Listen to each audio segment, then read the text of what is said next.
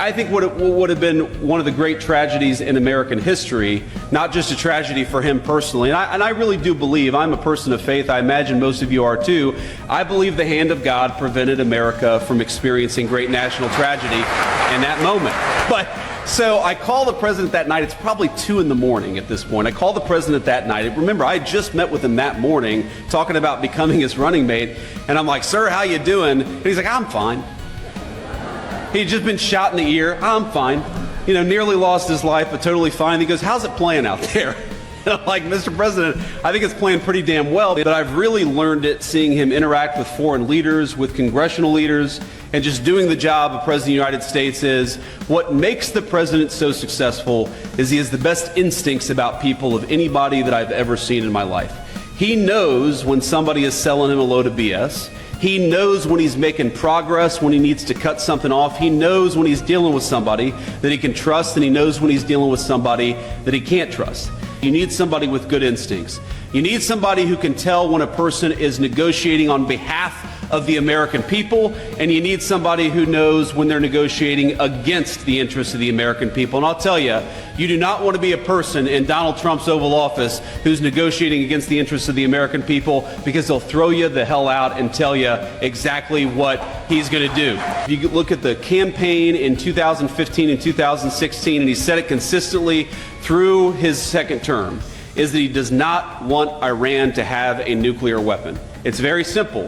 It destabilizes the entire region. It gives this terrible regime leverage. You don't want the worst people in the world to have a nuclear weapon. So what did the president do? For 60 days, he negotiated aggressively to encourage that Iranian regime to give up those weapons peacefully. And by the way, he was more than willing to accept a peaceful settlement to that problem. But again, this comes back to instincts. When the president realized that there was not going to be a peaceful settlement to that problem, he sent B-2 bombers and dropped 12 30,000-pound bombs on the worst facility and destroyed that program. And I think there are a lot of Republicans, by the way, I count myself among them, who after the past 25 years, they don't want to get involved in another long-term, protracted Middle Eastern conflict. We all saw what happened with Iraq and Afghanistan. And so what I call the Trump doctrine is quite simple. Number one, you articulate a clear American interest, and that's, in this case, that Iran can't have a nuclear weapon. Number two, you try to aggressively, diplomatically solve that problem. And number three, when you can't solve it diplomatically, you use overwhelming military power to solve it, and then you get the hell out of there before it ever becomes a protracted conflict. That is the Trump doctrine. And to the Americans who are worried about this becoming a protracted conflict, I think the president solved that very quickly. Not only did we destroy the Iranian nuclear program, we did it with 0 American casualties, and that's what happens when you've got strong American leadership. And every financial journalist in the world says that Donald Trump's policies are going to lead to higher inflation. They're going to lead to lower jobs. They're going to lead to lower wages. And for now, 5 months in a row, every single time we come into the news, and it turns out the economists' expectations missed. Because wages are higher, inflation is lower, and our economy is roaring in a way that it has not in a very, very long time.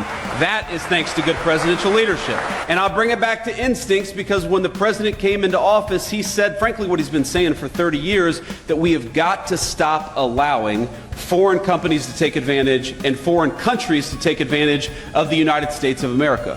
Why in God's name would we allow cheap slave labor manufactured stuff from a foreign country to come into our country, undercutting the wages and jobs of American workers?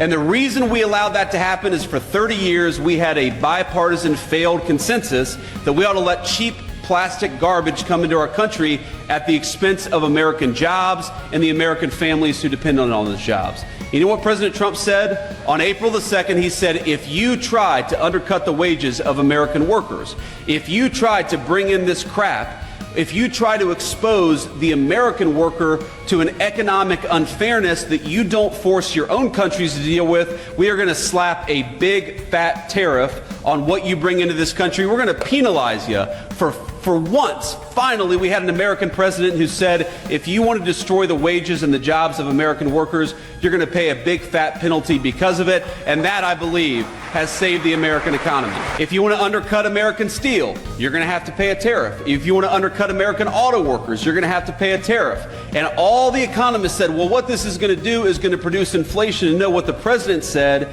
is what it's going to do is one of two things. Number one, it's going to force a lot of people to move their factories back to the United States of America. And we've seen more foreign investment in the past 130 days than you've seen in any 130-day period in the history of this country. Or, he said, what it's going to cause is these foreign countries are going to open up their markets. And the final and most important thing, and I think this is the most important issue confronting this country, and it was certainly the most important issue that was destroying this country over the past 4 years, and that is the issue of illegal immigration.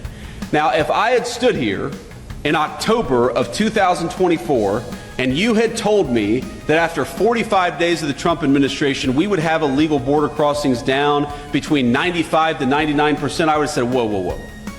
I believe the president is very serious about this, and I believe the president is very effective. But there is no way that we're going to have illegal border crossings down that much, and I'm happy to report that 1.5 months into the Trump administration, we had illegal border crossings down 99%. It was a radical success, and it happened very quickly. And I believe, ladies and gentlemen, that that saved the United States of America, because we know exactly what the Democrats, not because we had to read their minds, but because Democrats would go out and say that what they wanted to do with those 25 million illegal aliens is give every single one of them the right to vote and turn them into permanent wards of the Democratic Party. And if we allowed that to happen, if we allowed the Democratic Party to import voters instead of persuade voters, that would have been the end of American democracy. You hear the American media say all the time that Donald Trump is a threat to democracy. The threat to the democracy is Democrats importing voters instead of persuading their fellow citizens. And now we have largely solved that problem. And sometimes it's hard work. And you take the good work, the inspiring work with the hard work. But I want you to remember that what we're trying to do is create the kind of country where that woman's grandchildren can grow up and go to a safe school where they get a good education. We're trying to create the kind of economy where those grandkids, if they work hard and play by the rules, can provide for their family with a dignified, high-paying job. We're trying to create the kind of country where that woman knows that her leadership cares more about her and her family than they do about Mexican drug cartels. We are trying to create the kind of country where the American dream is alive and well. We're off to a good start. Thank you for all you've done to help us.